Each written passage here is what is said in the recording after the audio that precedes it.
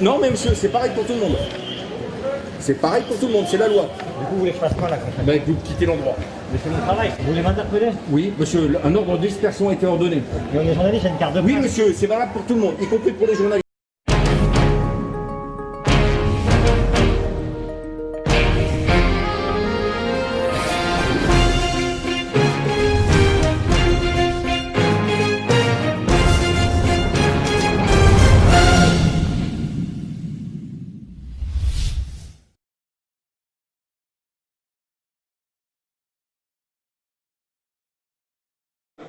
Monsieur le ministre, depuis le début du débat, vous vous en défendez caricaturalement, mais cet article 24, c'est celui de la honte.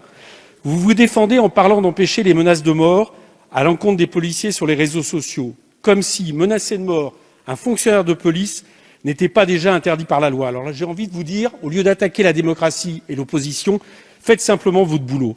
Votre article 24, même avec l'amendement sur la liberté de la presse que vous concédez, est condamné par l'ONU, par la Défenseure des droits, par les associations de droits de l'homme et l'immense majorité des syndicats de journalistes. En réalité, vous êtes seul à vouloir persister.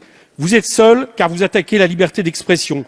Vous êtes seul car vous attaquez la liberté d'information. Vous êtes seul car vous attaquez la liberté de la presse. Vous nous dites que sur le terrain, cette loi n'empêchera rien. Je vous propose de revenir sur ce qui s'est passé il y a 3 jours, dans la mobilisation contre votre loi. On a entendu un gradé de la police, donc obéissant à vos ordres, demander à la presse de présenter sa carte professionnelle et de partir après sommation. Non, mais monsieur, c'est pareil pour tout le monde. C'est pareil pour tout le monde, c'est la loi. Du coup, vous voulez que je fasse quoi là concrètement? Ben, vous quittez l'endroit. Mais c'est mon travail. Vous voulez m'interpeller? Oui, monsieur, un ordre de dispersion a été ordonné. Mais on est journaliste, j'ai une carte de presse. Oui, monsieur, c'est valable pour tout le monde, y compris pour les Je journalistes. voudrais d'ailleurs dire qu'il y a une personne, notamment un journaliste, qui a fait savoir, d'ailleurs qu'il l'a fait savoir publiquement, qu'il aurait été menacé d'être interpellé. Ce journaliste ne s'est pas rapproché de la préfecture de police de Paris, contrairement à certains de ses collègues, pour couvrir cette manifestation. Je rappelle donc que si les journalistes couvrent des manifestations, notamment conformément au schéma de maintien de l'ordre que j'ai évoqué, ils doivent se rapprocher des autorités, en l'occurrence du préfet du département, singulièrement ici, préfet de police de Paris, pour se signaler, pour être protégés également par les forces de l'ordre. On a vu des journalistes menacés, frappés, mis en garde à vue, y compris un journaliste de France 3, avec un seul point commun, avoir simplement voulu continuer à informer sur un espace public. Vous leur avez rétorqué qu'il ne s'était pas accrédité auprès de la préfecture de police. Il faut voir le contexte pour savoir ce qui est dans cette loi. Si vous êtes honnête, vous savez très bien que si cette loi passe, vous ouvrez le droit à la police, sur le terrain, concrètement, d'empêcher qu'elle ne soit filmée.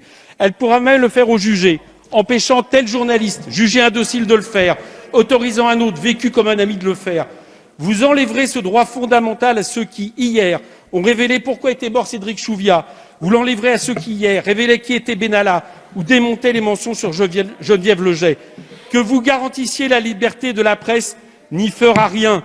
Comme vous avez cassé le code du travail pour mieux protéger les salariés, comme vous reculez l'âge de départ à la retraite pour protéger les retraites, on connaît votre musique orwellienne. Pour toutes ces raisons, je vous invite à défendre la liberté d'expression et d'information en supprimant l'article 24. Je vous remercie.